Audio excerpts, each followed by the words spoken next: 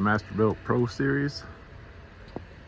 It's got the wood chip chamber down below with these nice latches on the sides, so getting in and out. Stainless steel chrome coils so you don't burn your hands. There's vent on the sides, on each side, and there's one at the top back. They're dampered at the moment. There's one on this side. It's probably the best smoker I've ever owned. It has two locked wheels with little bends at the bottom so you don't get hooked on anything going backwards, so it slides over stuff.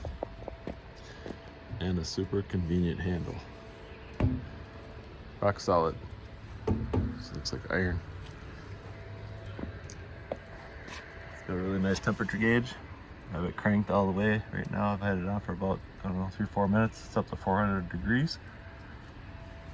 That's impressive. So you can sit and really manage your controls with your heat. It's got an ignition sparkler on it. 4 racks.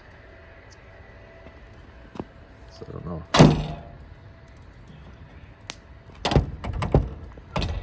This is one here.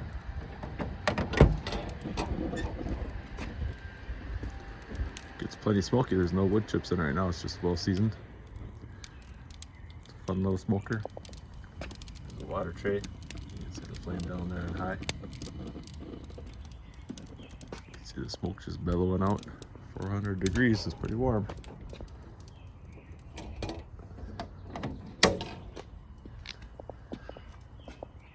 Nice smoker. Be good for wings, maybe a 7-pound pork butt. Smoke some salmon on it here next. Caught a couple cohos up at Lake Superior on the Wisconsin side, directly across from Duluth, Minnesota. Try it out. If you like this video, please like and subscribe. Thanks for watching.